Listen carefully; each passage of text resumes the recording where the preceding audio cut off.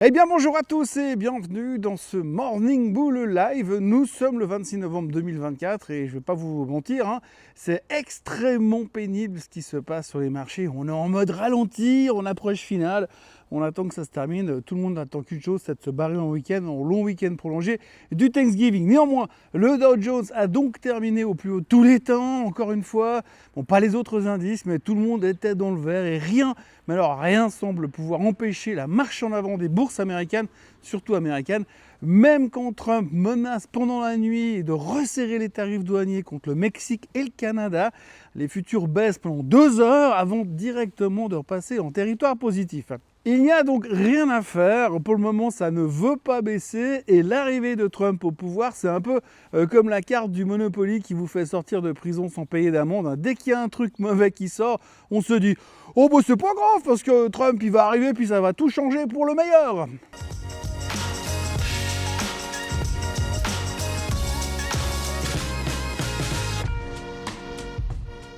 Hier, la raison de la hausse était assez simple et assez rationnelle, c'était la nomination de Scott Bessent au poste de secrétaire du Trésor. On en a déjà parlé hier, mais c'est un peu le serpent de mer qui continue à faire son taf.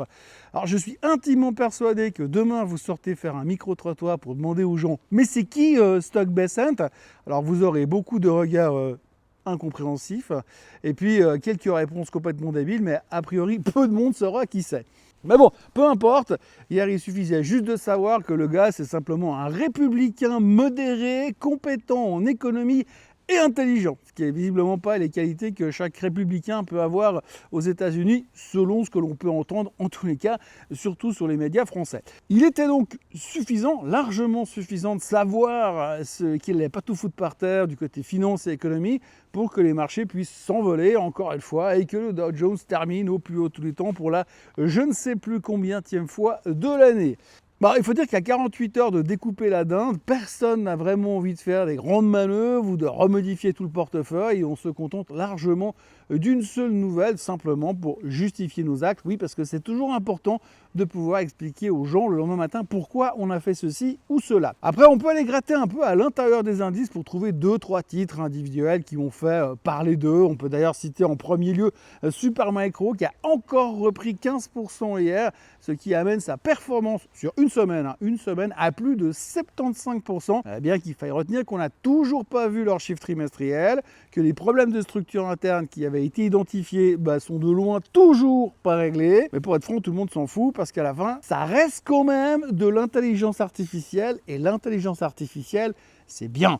Et néanmoins, ce qui est assez frappant, c'est que quand on a vu le retrait d'Ernst & Young dans l'histoire de Supermicro, on s'est dit il y a quand même une grosse qui traîne à l'intérieur, et puis non, visiblement tout a l'air d'aller pour le mieux, on n'a rien vu de neuf, on n'a pas entendu de bonnes nouvelles, on n'a pas vu de changement de structure, mais tout le monde il est beau, tout le monde il est content, donc résultat 75% de hausse sur une semaine. On est encore loin des plus hauts historiques, mais à ce rythme-là, la semaine prochaine, ça sera plié. Alors la fin de l'année approchant, on commence déjà à avoir les premiers objectifs de 2025 qui arrivent. Alors hier, il faut en retenir 2. Alors tout d'abord, on a eu un avant-goût qui va être spectaculaire en 2025, parce que Deutsche Bank estime que le S&P 500 va atteindre les 7000 d'ici le 31 décembre 2025. Du côté de chez Goldman, on a aussi publié des objectifs, mais pas aussi long terme. Eux, ils voient simplement la fin de l'année, oui, parce que 5 semaines, c'est plus facile à viser que 52, donc du coup on parle de 6400 pour la fin de l'année, la fin de cette année. Alors une chose est sûre, l'optimisme qui est le nôtre depuis le 31 octobre 2023, depuis le fameux pivot de la Fed,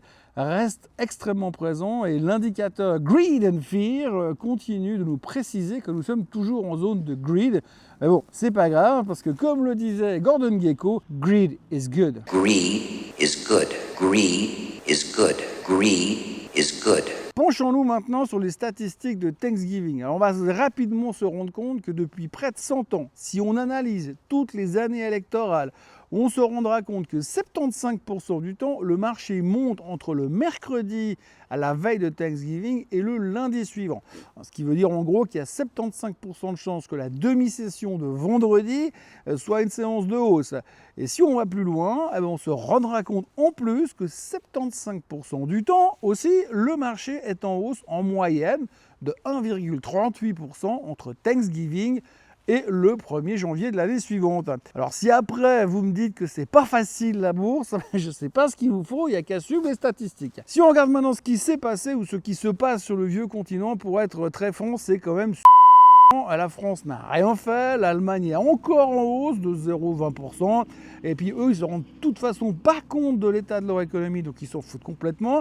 L'Italie est en baisse de 0,2%, et la Suisse, elle, terminait en baisse de 0,18%. Alors franchement, on a l'impression que les intervenants préfèrent nettement ne rien faire en attendant les chiffres qui sortiront aujourd'hui et demain, parce que évidemment, les chiffres qui vont sortir, ça va tout changer. Alors, je vous avoue clairement que je ne suis pas vraiment convaincu sur le fait que la confiance du consommateur ou les minutes du FOMC meeting de tout à l'heure, ça va nous changer la vie. Mais enfin, pour l'instant, c'est ce qui nous préoccupe jusqu'à demain soir. Pour ce qui est du PCE de demain, de toute façon, tout le monde sera déjà en train de prendre l'avion pour retourner chez papa-maman afin de manger le repas de Thanksgiving avec plein de gens qu'on n'a pas vu depuis une année, de toute manière. Alors, du côté des chiffres, la confiance du consommateur qui sont attendus à 111,8 et qui sont régulièrement arrangés de la façon qui va faire plaisir au marché.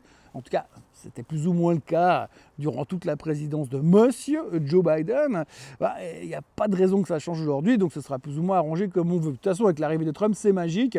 Et puis, les minutes du FOMC meeting, on les connaît, les minutes du FOMC meeting. C'est un truc qui est réchauffé il y a 3 semaines en arrière, sur des situations qu'ils connaissaient il y a 3 semaines en arrière, en oubliant ce qui s'est passé entre deux. Puis, de toute façon, entre le moment où ça sort et le moment où tous les ordinateurs du marché les auront analysés, ça va durer 12 secondes et on va s'en préoccuper pendant 45 secondes. Et puis après, on passera à autre chose. Et autre chose, ce sera le PCE de demain et le PIB américain de demain. Ce matin, en Asie, alors l'Asie se concentre aujourd'hui principalement sur les déclarations de cette nuit de Monsieur Donald Trump, qui a déjà recommencé à publier des choses sur X. C'est le sujet des tarifs douaniers, bien sûr. L'ancien et le futur président a expliqué qu'il allait signer un décret présidentiel le lendemain de sa prise de pouvoir pour imposer des droits de douane de 25% sur les produits en provenance du Mexique, du Canada, et ainsi que des droits de douane supplémentaires encore de 10% sur les produits qui viennent de Chine. Donc Trump a expliqué que ces tarifs resteraient en place jusqu'à que les deux pays mettent un frein, donc on parle du Canada et du Mexique, au trafic de stupéfiants, notamment au fentanyl et au flux de migrants qui entrent clandestinement aux États-Unis. Donc le fentanyl ne vient pas des États-Unis, il vient de l'extérieur, c'est jamais de leur faute. On voit clairement que toutes les raisons vont être bonnes pour coller des taxes douanières à tout le monde dans tous les coins, comme si le Mexique et le Canada avaient réellement la possibilité de stopper le trafic de drogue. En tout cas, dans l'immédiat, la nouvelle a eu l'effet d'une bombe sur les marchés, une petite bombe, mais ça n'aura pas duré longtemps, pas bien longtemps, puisque les futurs sont rapidement passés de positif à négatif, et dès qu'il y a eu l'annonce, puis après, 2 heures après, c'était passé. Je me suis levé à 4 heures, c'était moins 0,4%, et puis tout à l'heure, à 8 heures du matin, c'était de nouveau en terrain positif. Bref, puis forcément, la réaction, encore une fois, on s'est dit, oui, mais Trump, il arrive et ça va tout changer pour le mieux. Du coup, les indices chinois ont fait la même chose, ils ont baissé, puis ils sont passés en terrain positif, et par contre, le seul truc qui baisse vraiment ce matin, c'est le Nikkei, qui se prend 1,55% dans la tête. Alors eux, ils ont publié leur CPI, et on attendait 1,8% du CPI, ça sort à 1,5%, donc on se dit, l'économie qui ralentit, c'est pas très très bon, et du coup on n'a pas trop aimé, le Nikkei était sous pression, et d'ailleurs à ce propos, attention au support sur le Nikkei, parce que j'ai un peu l'impression que l'indice se trouve dans une position un tout petit peu délicate. Et du côté du Bitcoin, alors le Bitcoin a rejeté les 100 000 $, pendant un moment on était tout convaincu qu'on allait les casser, on était tout prêt, on était à ça de les casser. Et puis finalement, la CryptoStar est redescendue et maintenant elle se traite, enfin ce matin elle se traite à 94 500. Et pendant ce temps, MicroStrategy continue d'acheter du Bitcoin dans tous les sens. Et d'ailleurs, ils ont annoncé hier qu'ils s'attendent à détenir 4% de la totalité des Bitcoins d'ici 2033. Je ne sais pas comment ils arrivent à ce résultat et comment ils le calculent. D'ailleurs, je ne veux même pas le savoir. Tout ce que je sais, c'est que les 100 000, a priori, c'est pas pour ce soir. Et puis alors, il y a le pétrole. Et le pétrole, on pourrait appeler ça le retour du tocard et du grabataire. Puisqu'en ce qui concerne le baril, c'est une autre histoire. Selon des rumeurs qui circulent un peu partout dans le monde merveilleux de la finance et de la politique mondiale, comme disait Coluche, on s'autorise à penser dans les milieux autorisés qu'un accord secret pourrait être conclu, accord secret que Macron et Biden vont annoncer dans quelques heures, comme quoi le Hezbollah et Israël pourraient signer un cessez-le-feu temporaire. Alors cette rumeur, ça a fait immédiatement plonger le baril parce que oui, forcément, s'il n'y a plus de guerre, s'il n'y a plus de tension, il n'y a plus de prime de risque, il n'y a plus de risque d'embrasement. Résultat, le baril est redescendu à 69 $ et Emmanuel Macron va pouvoir jubiler en annonçant le cessez-le-feu qui a été mis en place grâce à lui, pendant que Biden se demandera encore une fois « Mais qui suis-je? Où vais-je? Dans quelle étagère ?» C'est quand même vachement bien pour le président français, puisque plus personne ne veut de lui en France. D'ailleurs, il est de moins en moins souvent en France. Il vient d'être nommé comme le pire président depuis Charles de Gaulle. Et pas le porte-avions, hein, le président. Je suis persuadé qu'il y a le porte-avions dedans. Il est encore derrière le porte-avions. En tout cas, visiblement, il est plus souvent à l'étranger qu'en France, parce que grand-maman, elle préfère les pays chauds. Et puis, il pourra au moins se vanter d'avoir stoppé la guerre entre Israël et l'Hezbollah. Même si tout le monde sait que c'est une pause à 2 balles, hein, le temps de recharger les lance-roquettes et de commander des nouveaux drones. Toujours est-il que du coup, eh bien, le pétrole se détend et ça fait pas de mal à l'inflation. Dans les petites news du jour, en attendant la dinde, on retiendra quand même que l'UBS pense que Tesla pourrait facilement plonger de 35%. Parce que le rallye récent n'est pas basé sur des fondamentaux, mais simplement par de la pure spéculation. Alors on verra si par hasard l'UBS a raison un de ces jours. Et puis il y a aussi NSI. Alors NSI, ils font du cognac, hein, c'est une filiale de LVMH. Alors eux, ils ont eu une idée de génie qui va être vraiment appréciée par l'industrie française. Ils envisagent d'aller ouvrir leurs usines de cognac en Chine pour contourner les droits de douane chinois qui ont été mis en place sur les alcools français il y a quelques semaines.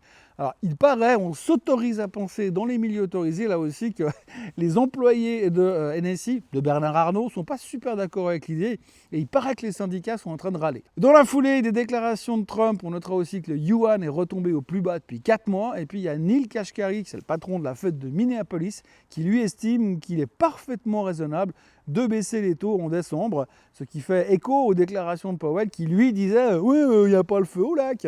Et enfin, pour terminer, eh bien, on notera que Macy's a repoussé la publication de ses chiffres trimestriels après avoir découvert que leurs employés avaient falsifié les comptes.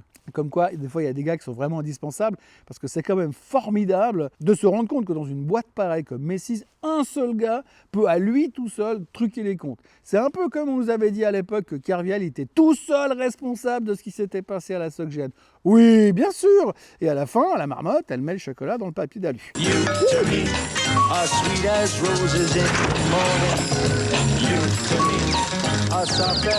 Et alors la marmotte, elle met le chocolat dans le papier d'alu. Mais bien sûr. Du côté des publications du jour, eh bien, il y aura donc la confiance du consommateur, je vous le disais tout à l'heure, qui est attendue à 111,8, grâce à Trump certainement, on était à 108,7 le mois dernier, mais avec l'arrivée de Trump, la confiance est au top. Et puis ensuite, il y aura les ventes de nouvelles maisons et finalement donc les minutes du FOMC meeting qui bien sûr vont absolument tout changer. Non, je déconne, ça ne va rien changer du tout. Voilà ce que l'on pouvait dire aujourd'hui. Donc c'est un marché qui s'attend simplement à un week-end prolongé aux États-Unis et nous, en Europe, on fait semblant qu'il va quand même se passer des trucs. Moi, je vous souhaite une excellente journée. N'oubliez pas de vous abonner à la chaîne Suisse Côte en français. N'oubliez pas de liker cette vidéo. N'oubliez pas de la commenter. N'oubliez pas d'activer la cloche pour être avisé quand il y a la prochaine qui va arriver. Et la prochaine, d'ailleurs, elle est prévue pour demain matin. Profitez bien du soleil et on se voit demain. Bye bye.